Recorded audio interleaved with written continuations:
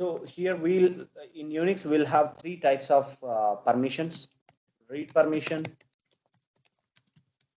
write permission, and execute permission.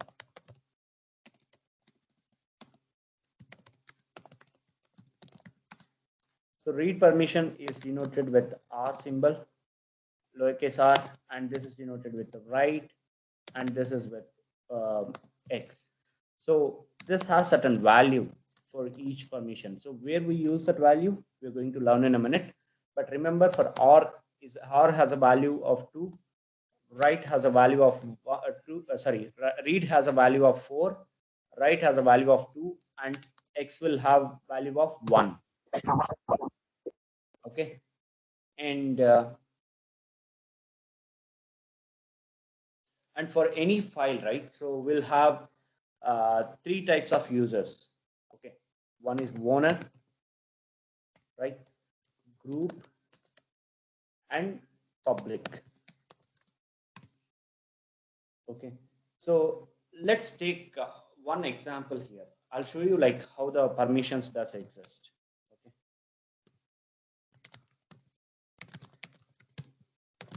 So I'll pick up an example that we have executed few minutes back. So I'll consider these two things. So what I'm doing is I'm listing, I'm doing a long listing, sorting out reverse order by time. So I got latest modified at the bottom. So right now I'm considering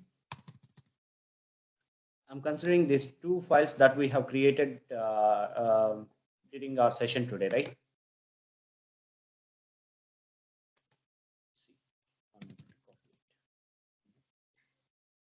One moment.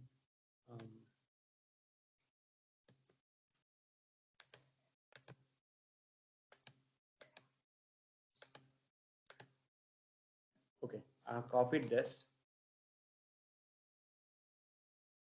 Okay, so here you could see this first character, right? So for every file, you will see that hyphen, whereas directories like this will be indicated with D. So flat files or shell scripts will get only hyphen here. So there is something else called L, which we are going to see that in few minutes. But remember, there's a first character in this long listing will indicate what kind of a file it is, either it is a directory or a file in Unix. So whereas in Windows, you'd be able to differentiate based on icon, right? So in similar way, we'd be able to differentiate file and folder based on the first character here. Okay, and we have something called RWX, R-X, R-X here. So let's understand like what it is. Okay, I'm copying this to my next line. Okay, the first three characters. So I'm separating this here. The first three characters RWX indicates owner. The highlighted portion indicates owner permissions, whereas the second set indicates the group permissions. Okay, and the third set indicates the public permissions. Okay, so what is this owner public group, right? So owner is someone who created the file, someone who created file or directory. And who is a group? Think about this. I'm a developer, I'm part of a group, and that the group that owner belongs to.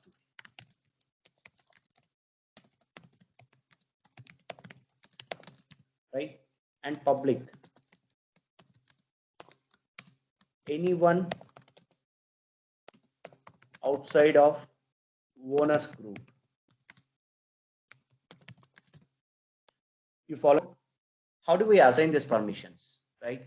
So like I said, we have 4 weightage for each permission. For read permission we have 4, for write permission we have 2, and execute permission we have 1. So every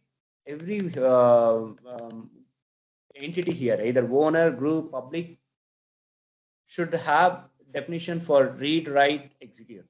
So the owner will also have read, write, execute permissions, a definition for read, write, execute, and group will also have certain things, and owner public will also have certain things. Okay. In similar way, like if you calculate, um, so what is the weightage for read? 4. Very good. And what is the weightage for write? 2. Okay. And then for execute? 1. Okay. What is the sum of this? 4 plus 2 plus 1? 7. Wonderful. Somebody is good at maths. Okay. So, and similar way, like we'll calculate for group. So for read permissions, um, guys, give me a minute here.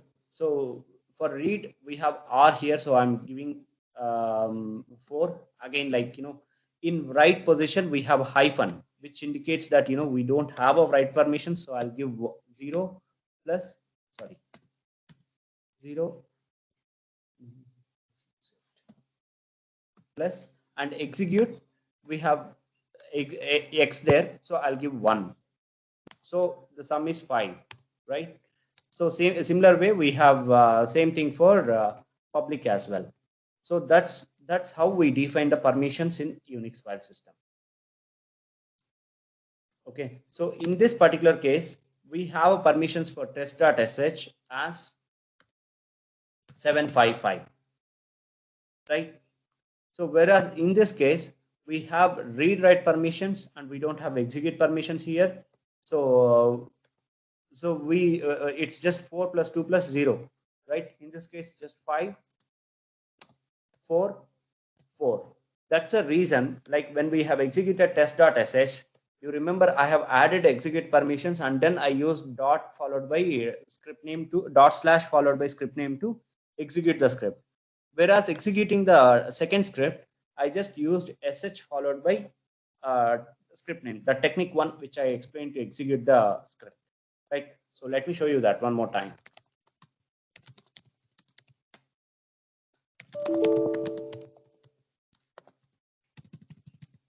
So here I'll use sh test.sh.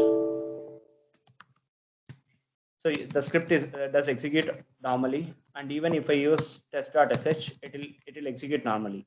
Whereas if I use .test2.sh, right, it doesn't, because it doesn't have a permissions. So if we turn back to our notepad again, you don't see execute permissions to any of this, right? So that's a reason we can use in such cases we can use sorry,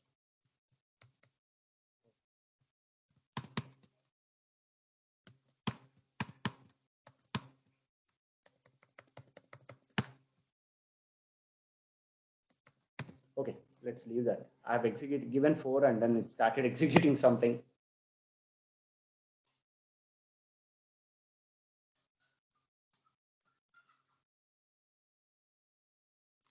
Okay, finally it got killed. Okay, I did not do anything, I was just waiting for it to complete.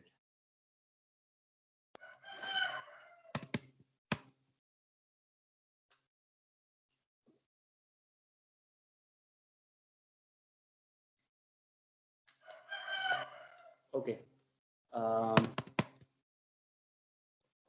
so what I used is I have used sh followed by test2.sh,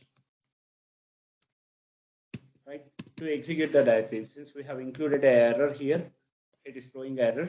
Otherwise, the script is executing without any issues, right? So in similar way, like think about this, we wanted to add permissions to any of this file. So either we use it, I mean, we can use the command chmod. Okay, so this command will be used for modifying permissions for any folder or file, right? So in this case, I wanted to give permission, change the permissions for test2.sh. Okay, so I wanted to give execute permissions for every user in this particular case. or probably I'll give execute permissions only to the owner. So can somebody help me out? What is the number that I need to give? So what will be the number for owner if I have to add execute permissions to this test2.sh? Right now I have rw hyphen. If I make the task rwx, what will be the number?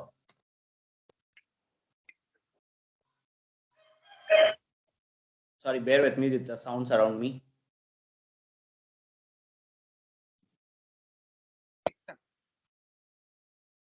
Somebody speaking? What will be the number if I want to, if I add x there?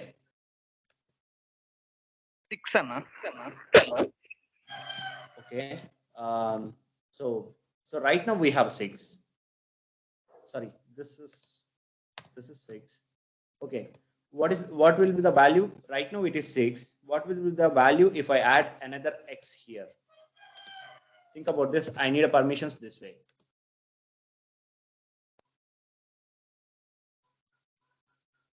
So it's 4 plus 2 plus 1. So again 7. It's a similar thing that we did here, right? So when we have RWX, the first position we should have a 7 value. Correct? Okay. So in such case, what I'm doing is I'm giving 7 followed by 4. I'm keeping these two permissions, the group permissions and public permissions as is, and I'm only changing the permissions for owner of this file. Okay. And to change the permissions also, you should be a owner or part of owner group.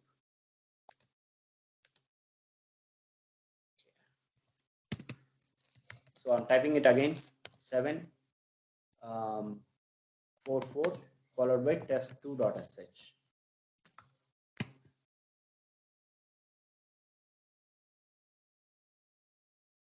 Able to see RWX has been added here. This is the new permission that got added to test2.sh. If we execute now with the /test2.sh, so it will execute without any issues. Earlier we were not able to execute with the /, right? So when you have execute permissions, we can use /. When you don't have it and you are still a owner, you can use just sh followed by test2.sh to execute initial script. And this is about like permissions. This is the one way of adding a permissions. You just have to calculate the number and use the chmod followed by a number and file name, right? So think about this. Now I wanted to give a full permissions to your owner, group and public.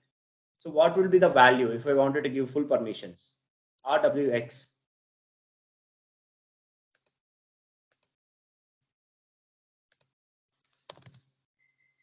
So let me pick up a random person. If I have to give the full permissions, it will be RWX again for even group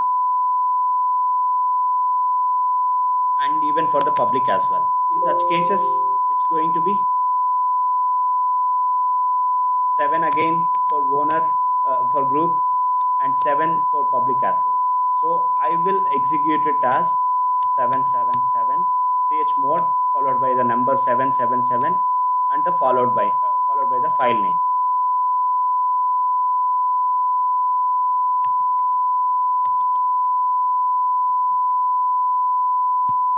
So if I list test2.sh alone, you'll be able to see I have full RWX value. So this is how that we are going to manage the permissions here, right? And another way of giving a permissions is, this is the one way of giving a permissions, and let me quickly cover the other way of doing a permissions as well. Think about this test.sh. I wanted to give write permissions to group alone, right? So in such case, what I'll do is g plus w followed by test.sh, right? So chmod g plus w test.sh.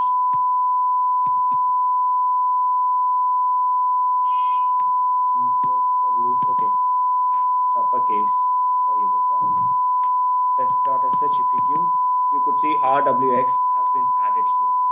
Think about this. I wanted to remove the execute permissions to the owner. So I'm going to use a similar command. What I'll do is I'll give o minus x to test.sh. So if I list, okay, so one moment. So o stands for other, whereas like if I wanted to do the same thing with the user, so u stands for owner, o stands for other in this case. So if I do this u minus x, so the owner permissions will get removed. Whereas in this case, I used o minus x. So here the other permissions for any other user, right? O stands for other. You can consider. So any other public user, the execute permissions has been removed. In the similar way, like if I wanted to add permissions for the other user, right? So I'm adding both write permissions and execute permissions. WX I can give, and if I list it here, so the public user got RWX permissions here. Okay, so depends on, so let me write it here. So this will be, owner will be indicated with U here, lowercase u. Remember, we got error out when we used uppercase here, and G for group, and O for any public user. So what I would do is I'll just remember public as others. So that will be easy to remember this, right? So that's one way of giving a permissions to individual entity here. Okay, so I'll call it off for the day.